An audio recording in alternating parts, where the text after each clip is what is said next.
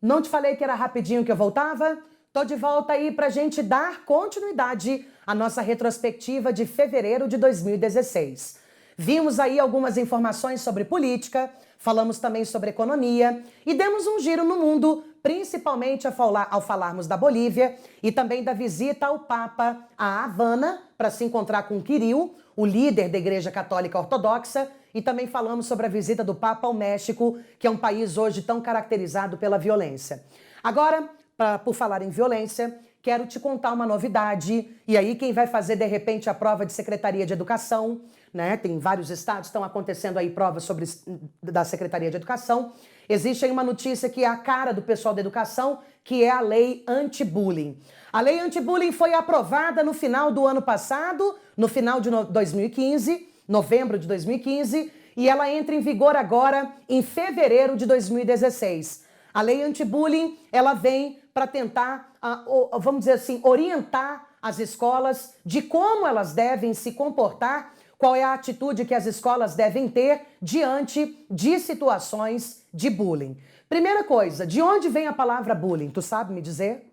Bullying vem de bull, vem de touro. Lembra daquele time de basquete, Chicago Bulls? Eles são os touros. Pois é, quem pratica bullying só quer ser o tourinho, né?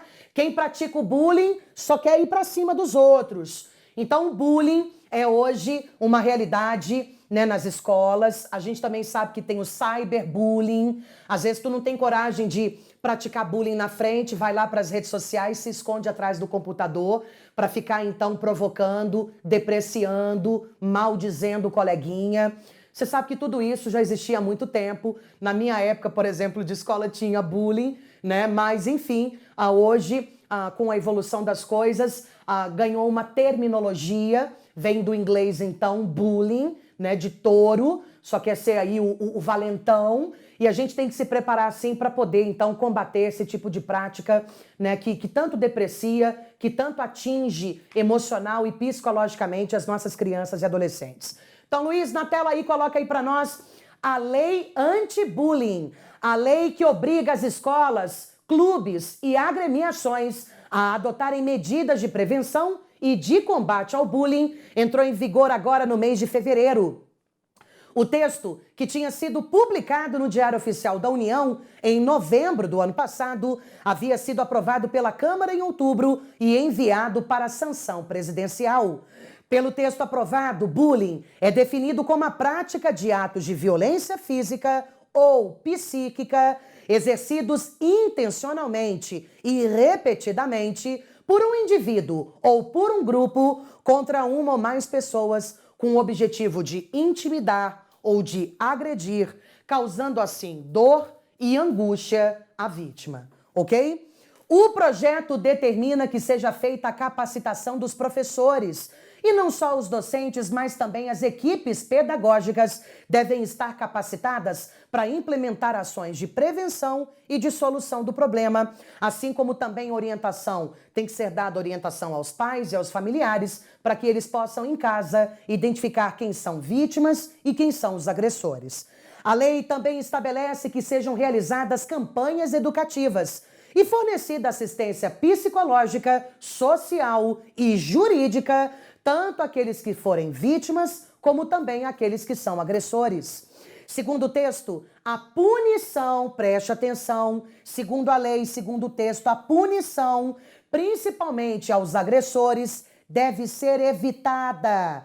A lei não vem para punir, a lei vem para orientar, a lei vem para capacitar. A lei vem para simplesmente dizer à escola, aos clubes e agremiações que fiquem atentos. E ao invés de punir tanto quanto possível, deve-se criar então alternativas para promover a mudança do comportamento hostil desse tourinho, desse agressor.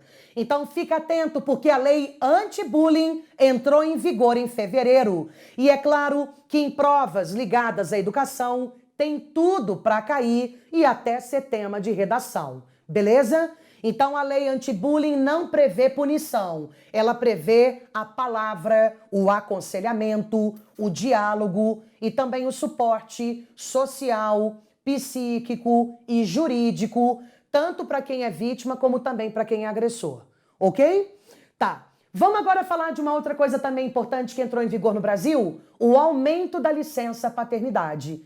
Imagina uma mulher, principalmente aquela que passou por uma cesárea, toda costurada, com um bebezinho em casa recém-nascido, toda hora fazendo xixi, cocô e querendo mamar, e você sozinha, cheia de pontos. Aqui fez parto natural também, concordo. Né? Não é interessante ter o pai ali do lado da mãe? Não é interessante ter uma figura, né, que a gente possa contar para ajudar, para também nos auxiliar nas tarefas de casa, no cuidado com o bebê?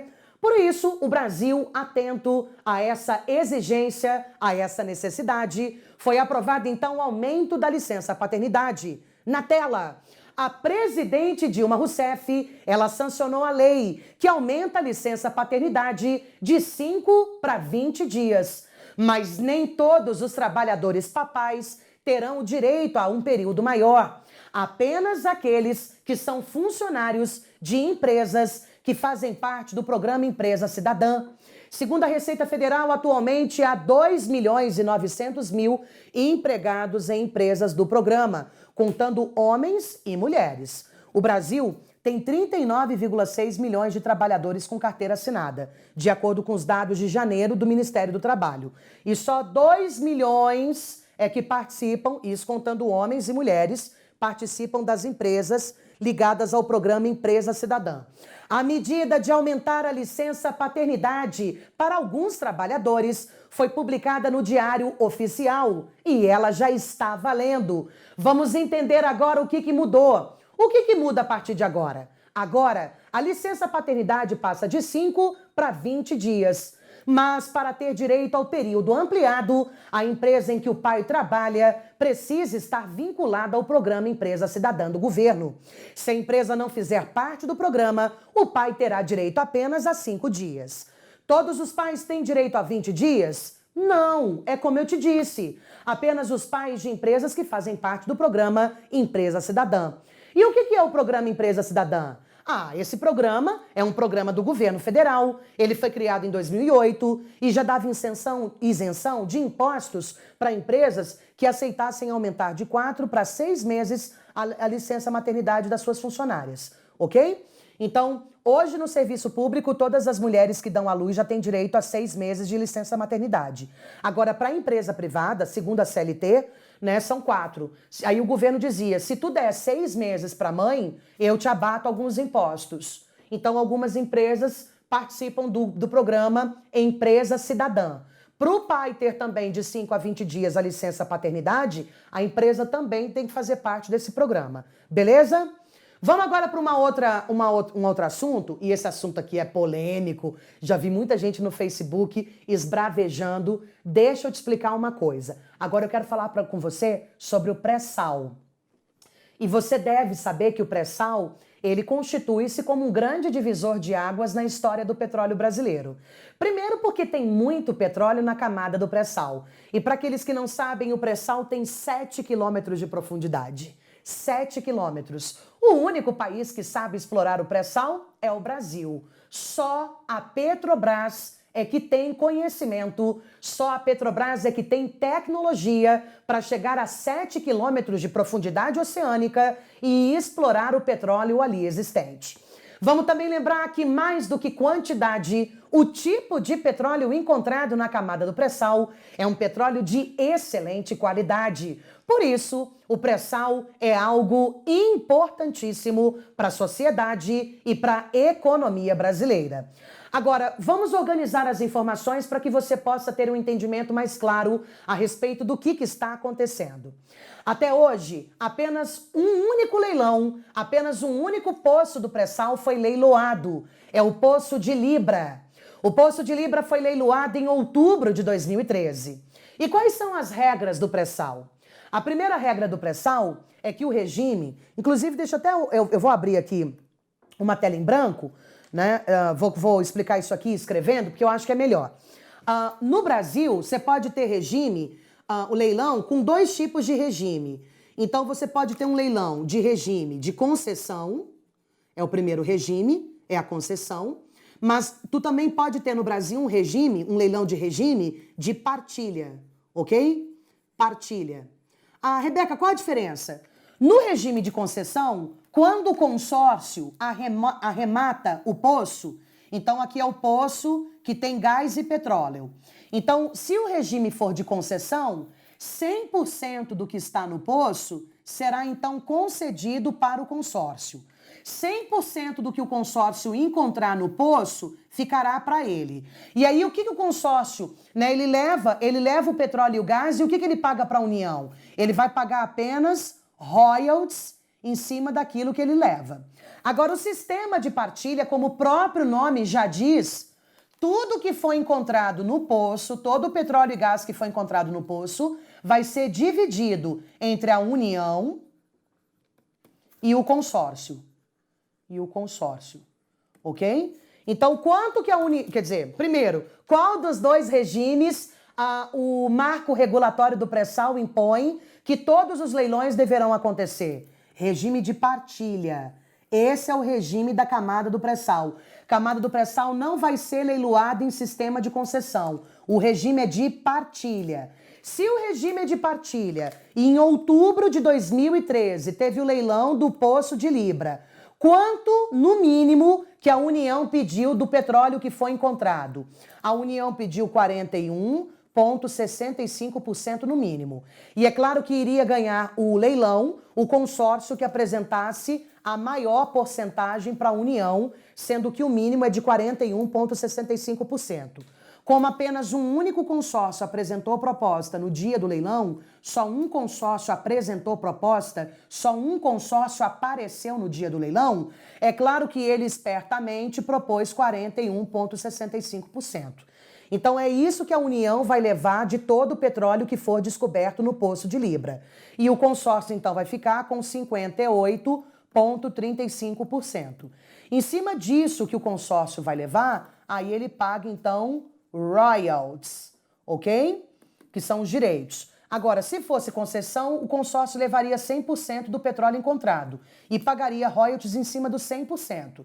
Como o consórcio vai levar 58,35%, então ele vai pagar royalties em cima disso, beleza?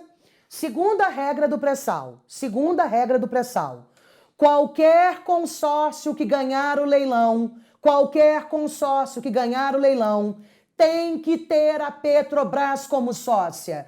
E a Petrobras tem que ter, no mínimo, 30% da sociedade.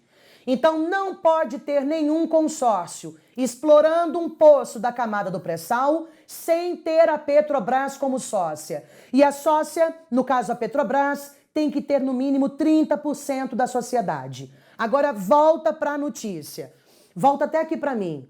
Tu acha realmente que a Petrobras hoje tem capital, tem dinheiro, tem cacife para participar de todos os leilões do pré-sal, tendo 30% de participação em todos os consórcios que ganhem o leilão? Dilapidaram a Petrobras. A Petrobras, que já foi a maior empresa do Brasil, hoje ela está passando por desinvestimento. A Petrobras está vendendo o que ela tem para poder voltar a ser o que ela era. A Petrobras está pensando em vender pelo menos 50% de todos os postos de combustíveis da BR. A Petrobras está no fundo do poço. Não que o governo do PT tenha sido o causador, mas a gente sabe que nos últimos anos, né, o tipo de corrupção empregada nas instituições, principalmente nas autarquias, empresas públicas, né, sociedades de economia mista, vem sendo assim de grosso calibre. A gente sabe, e desculpa de repente se tu não gostou da minha fala, sabe? Desculpa de repente se você é partidário, tem admiração aí pelo presidente Lula, pelo PT. Agora, é só olhar para a Petrobras. Faça um histórico dela de 2003 para cá, para a gente ver no que ela se transformou. É claro que a Petrobras não tem condição hoje de participar dos leilões. Ela não tem condição de ser sócia com no mínimo 30%. Então, tudo isso acaba impedindo que novos leilões ocorram. Como a Petrobras não tem capital e para fazer o leilão ela tem que participar, então não tem leilão. E aí o petróleo fica lá parado, ninguém explora, não acontecem leilões e o petróleo, então, daqui a pouco ele deixa de ser a principal fonte de energia. Claro que isso não vai ser do dia para a noite, né? Mas o petróleo está perdendo a sua importância, né? Devagar, mas está perdendo. E aí?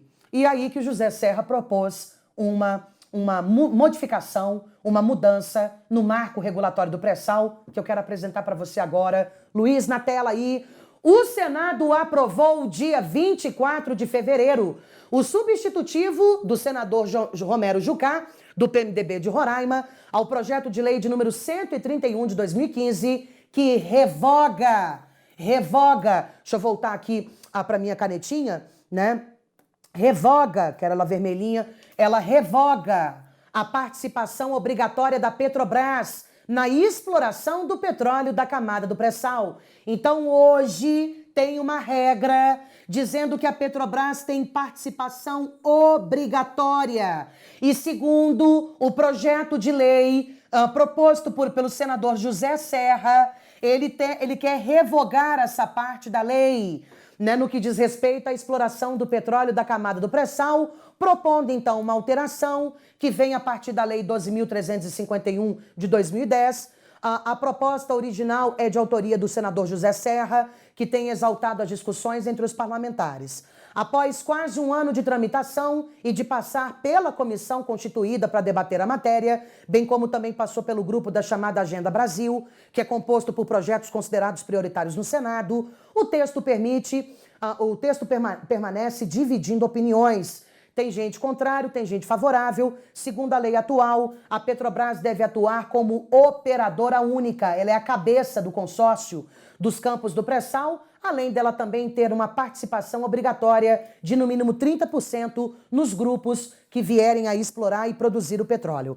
Assim, a estatal é tomada como a empresa responsável pela condução e pela execução, direta ou indireta, de todas as atividades de exploração, avaliação, desenvolvimento e produção referentes a essas áreas do pré-sal. De acordo com o senador José Serra, o projeto que já passou pelo Senado acaba com essa exclusividade obrigatória da Petrobras, mas não retira a preferência da empresa nacional. Ou seja, se a Petrobras quiser participar como cabeça e com 30%, ela participa. Ninguém está tirando isso dela. Se ela quiser participar, se ela disser eu tô bem, eu tenho grana, eu quero ir lá, quero ser a cabeça, quero ter 30%, beleza, ela vai participar. Agora, se ela disser não tô em condições, tô quebrada, tô dura, não tenho como participar, aí a gente parte para a segunda alternativa. É essa a proposta do José Serra. Tá? Então, se a Petrobras quiser, ela vai. Agora, se ela não pode, ela também não emperre. Você entendeu? Bom, após a deliberação que ocorreu no plenário do Senado, a matéria agora vai para a Câmara dos Deputados. Então, quero que você fique esperto, quero que você fique atento, que hoje a Petrobras, obrigatoriamente, ela tem que ser a cabeça do consórcio. É ela quem vai ditar o ritmo de exploração. E ela também tem que ser sócia, participando com, no mínimo, 30%. O projeto do senador José Serra retira a obrigatoriedade da participação da Petrobras e também dela ser sócia com os 30%. Beleza? Vamos agora para uma outra notícia que também está dividindo opiniões. Não é só o lance da Petrobras, porque o STF, o Supremo, decidiu que quem for condenado na segunda instância é cadeia. E você deve ter acompanhado a prisão de empresários como Luiz Estevão. Você deve ter também acompanhado a prisão, né, de políticos como, por exemplo, um ex-político, o Benedito Domingos, aqui do Distrito Federal. Todo mundo já está preso por conta dessa decisão da segunda instância. Então vamos colocar agora na tela. STF admite prisão logo após a condenação em segunda instância. Na verdade, são 4 instâncias. Se a segunda já te condenar, cadeia. Por 7-4, o Supremo Tribunal Federal, o STF, decidiu, em um julgamento no dia 17 de fevereiro, admitir que um réu que for condenado na segunda instância da Justiça, ele então já comece a cumprir a pena de prisão, ainda que ele esteja recorrendo aos tribunais superiores. Assim, bastará a sentença condenatória de um tribunal de justiça estadual ou de um tribunal regional federal para que a execução da pena comece. Até então, até essa decisão, os réus podiam recorrer em liberdade ao STJ e ao STF. Então, quem tem grana, né, permanece solto. Quem não tem grana já ia preso. Então agora quem também tem grana, você pode recorrer a quem você quiser, mas na segunda instância, tu foi condenado, tu vai pra cadeia. Gente, tem jurista dizendo que isso é 10. Principalmente a impunidade sobre os grandes, os ricos do Brasil começa a acontecer. Agora tem gente que diz o seguinte: se tu coloca na cadeia uma pessoa condenada em segunda instância, depois ela recorre e chega no STF e o Supremo decide que essa pessoa é inocente, não tem grana no mundo que pague uma indenização por ela ter ficado presa. Então tem jurista que é um pouco cauteloso e diz: cuidado, cada caso é um caso, tá? E nem sempre quem é condenado na segunda instância realmente é culpado. Mas enfim, a decisão do Supremo tem que seguir. Desde 2009, coloquei aí na tela, desde 2009 o STF entendia que o condenado poderia continuar livre sim, até que se esgotassem todos os recursos dos quais ele tinha direito no judiciário. Naquele mesmo ano, em 2009, a Corte decidiu que a prisão só era definitiva após o chamado trânsito em julgado do processo por respeito ao princípio da presunção de inocência. O julgamento representa uma mudança nesse entendimento. Até então, a pessoa só começava a cumprir a pena quando acabasse todos os recursos. Enquanto isso, só era mantida encarcerada por prisão preventiva quando o juiz entende que ela pode fugir ou atrapalhar a investigação ou continuar cometendo o crime. Beleza? Então agora mudou a decisão do STF, agora na segunda instância, cadeia. Vamos agora para nossa última notícia. Vamos para a notícia da louquíssima Coreia do Norte. Coreia do Norte não para de fazer lançamentos de foguetes. Dessa vez agora, inclusive, destroços do foguete foram encontrados pela Marinha Sul-Coreana. Coreia do Sul diz que está de saco cheio da Coreia do Norte. Todo mundo sabe que quem governa, o ditador que governa a Coreia do Norte, Kim Jong-un. Kim Jong-un tem 30 anos de idade, louquíssimo, fã da Katy Perry, fã do Mickey, fã da Mickey Mouse, sério. Fã do Ursinho Pooh, ele tem um Ursinho Pooh na cama dele de pelúcia. É também fã da NBA, beleza? Então calma aí. Voltando. Fã da NBA, esse cara é diferente, né? Tem bomba atômica, a Coreia tem bomba atômica. Vamos na tela aqui para eu te mostrar quem tem bomba atômica. Quem tem bomba atômica? Estados Unidos, Rússia, China. China tem bomba. França tem bomba. Inglaterra tem bomba. Quem mais tem bomba? Israel tem bomba. Israel, vou colocar aqui, ó. Israel.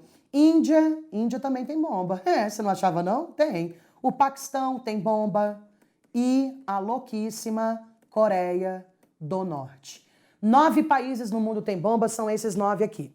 O anúncio oficial da TV coreana informou que o foguete colocou um satélite em órbita, mas suspeita-se que a real intenção do lançamento desse foguete tenha sido mesmo testar uma tecnologia de mísseis que poderiam transportar bomba atômica, arma nuclear.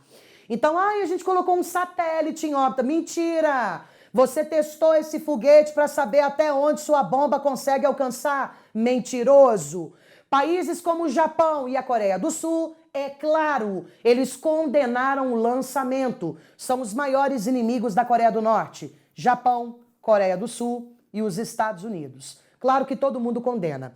Os Estados Unidos, inclusive, pediram uma reunião de emergência com o Conselho de Segurança da ONU. Quantas cadeiras tem o Conselho de Segurança? 15. 5 permanentes e 10 rotativas. Quem são os 5 permanentes? Rússia, Estados Unidos, China, Inglaterra e França, que a gente faz a sigla Recife, ok?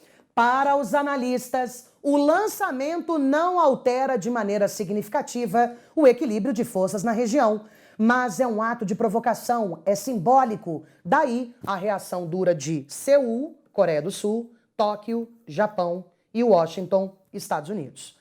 A China, que é uma parceira da Coreia do Norte, ela continua a manter uma posição cautelosa em relação a Pyongyang, capital da Coreia do Norte, pois a China teme empurrar de vez, né, total vez aí para o colapso o regime norte-coreano, que já está politicamente isolado e que já sofre fortes sanções econômicas.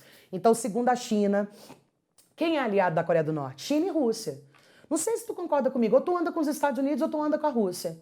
Né? Coreia do Sul anda com os Estados Unidos, Coreia do Norte anda com a Rússia. Japão com os Estados Unidos, China com a Rússia. Israel com os Estados Unidos, o Irã com a Rússia. Venezuela com a Rússia, Colômbia com os Estados Unidos. Ou tu anda com um ou tu anda com outro. O Brasil anda com a Rússia. Claro, nós somos petistas, nós somos vermelho, comunista. Então a gente anda com o Irã, a gente anda com a Coreia do Norte, a gente anda com a Bolívia, a gente anda com a Venezuela, a gente anda com a China, né? Estados Unidos, o PT vai andar com os Estados Unidos?